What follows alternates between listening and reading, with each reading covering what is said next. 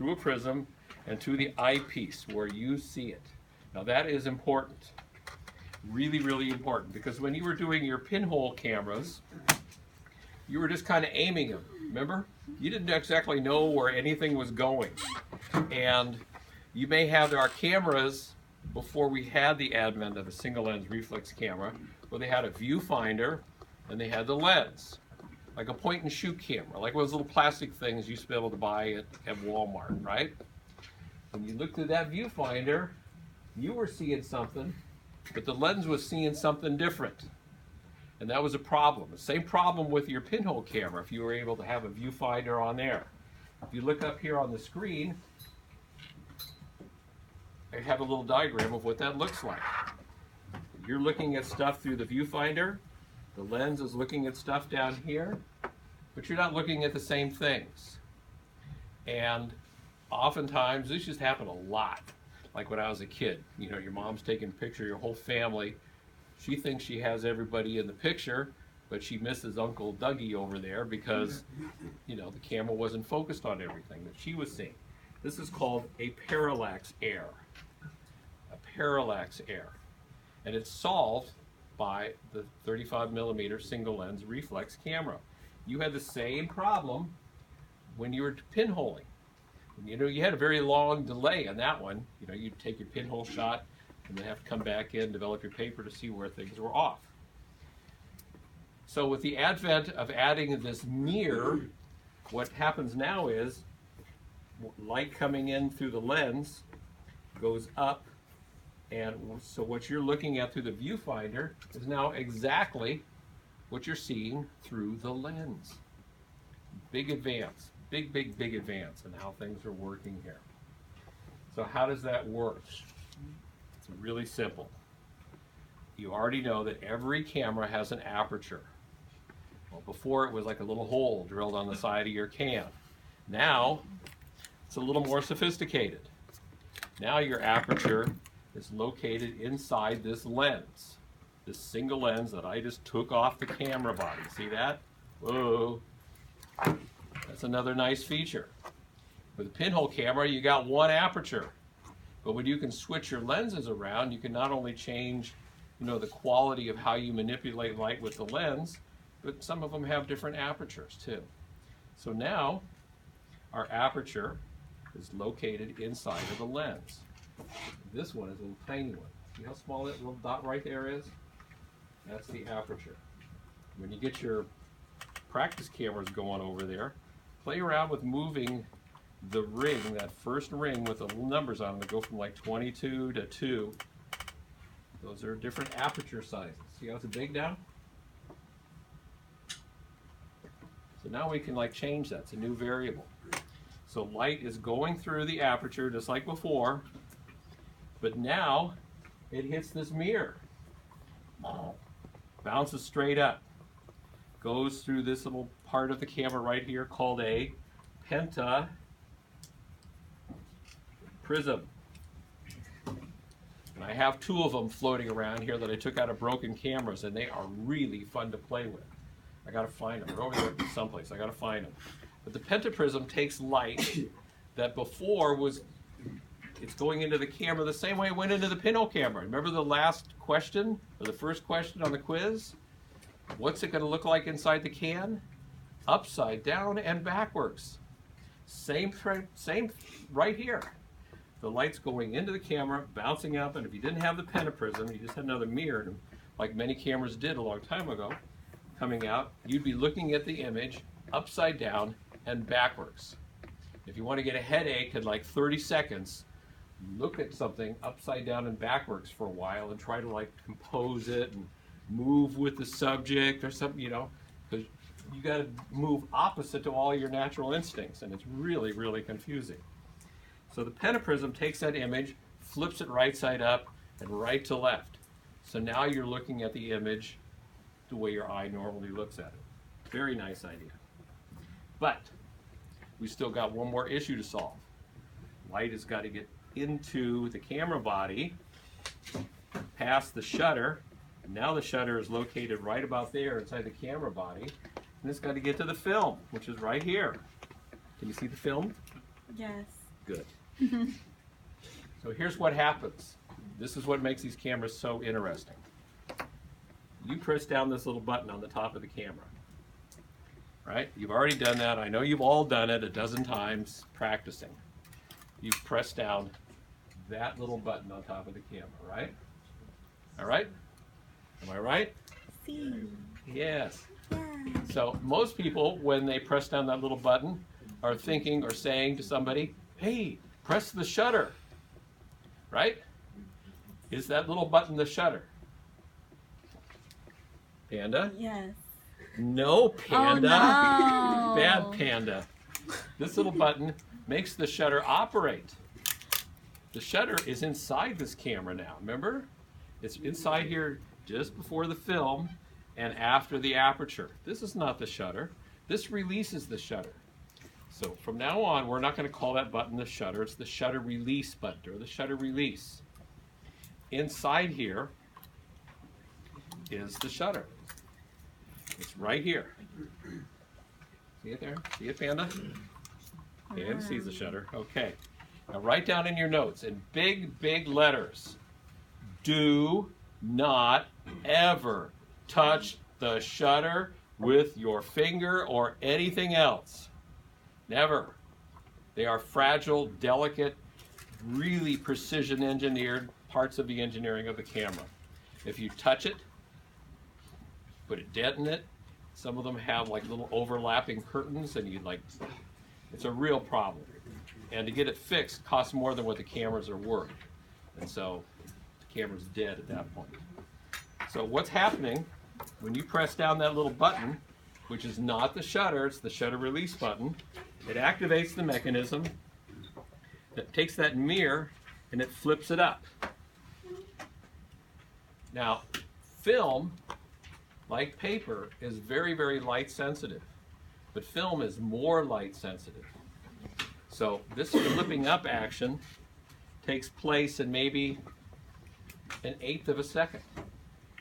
It happens really quick. And in that same 1/8 of a second, when that thing flaps up, the shutter is opening and getting out of the way. Some of them go up, some go down, some go side to side. Depends on the camera. So in 1/8 of a second, the mirror flies up, the shutter opens up, light now goes straight through the camera, hits the film, the shutter closes, and the mirror pops back down. Cool, huh? Yeah. So, I want you to Mr. see Hayes, that. and you're not. I want you to see this. So I've taken off the lens. I'm going to set this first at 1/1000th of a second. How do I know that? Well, on the top of the camera is a funky little dial with little numbers in it. It says 1000, 500, 4, 15. These are referring to fractions of a second. So when you see 1000 on there, you're seeing 1/1000th of a second. So in that period of time, you're going to see the mirror open and close and the shutter open and close as well. Okay, so you can kind of see the mirror there, right? Okay, here we go at 1/1000th of a second. See how fast that was? There's this little flash of light that made that possible. See it? Okay, now I'm going to turn it over and see if you can see it on the back side, looking at the shutter, looking down.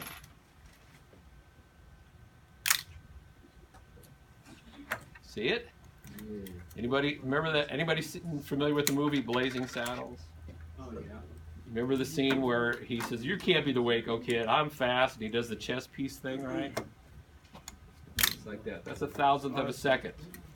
So now I'm going to change my shutter speed by using my shutter speed dial to, I think 1/4 of a second sounds good, okay? Now watch the paper underneath. Ah, cool, see? And that's a really slow shutter speed.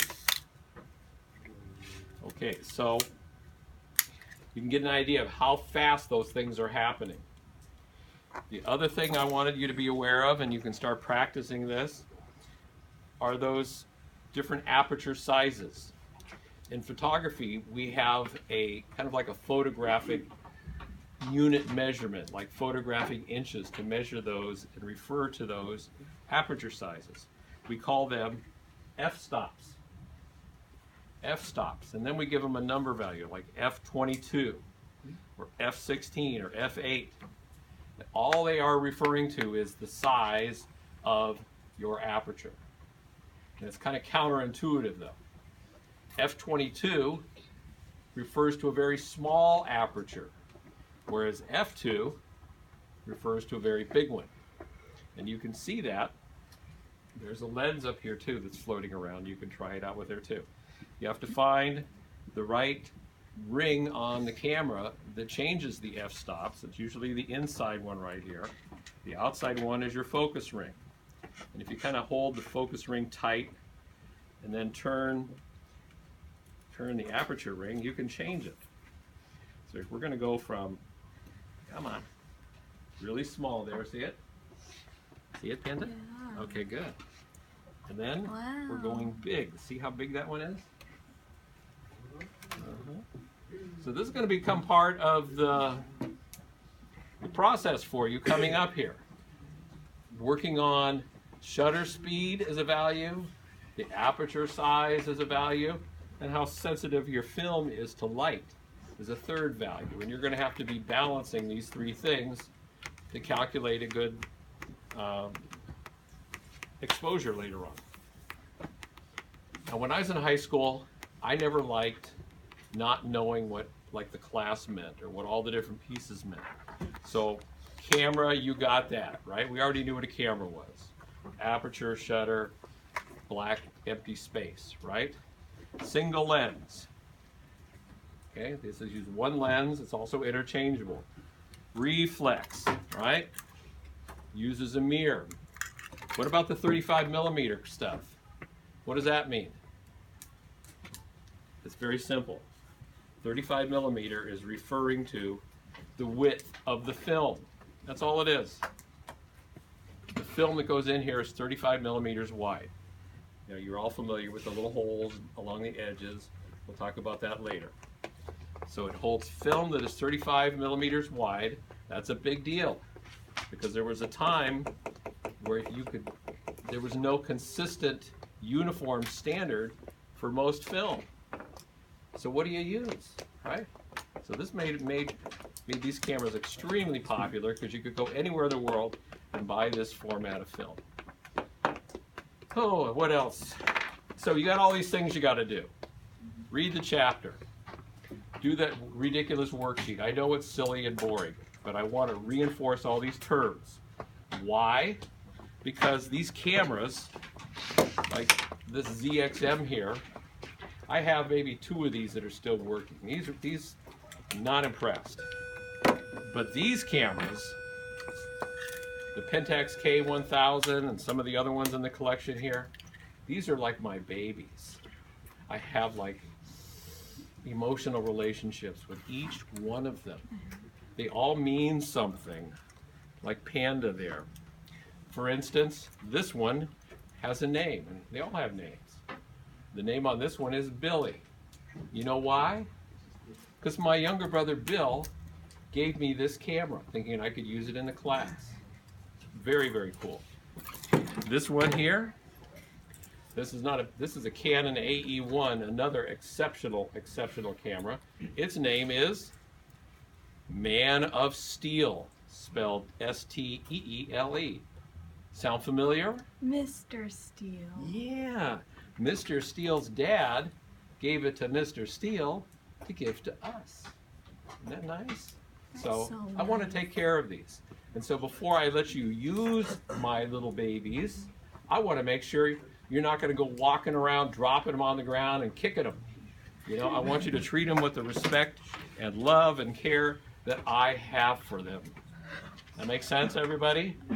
Nod your heads. Does that make sense? Yes. Does that make sense, Panda? Good.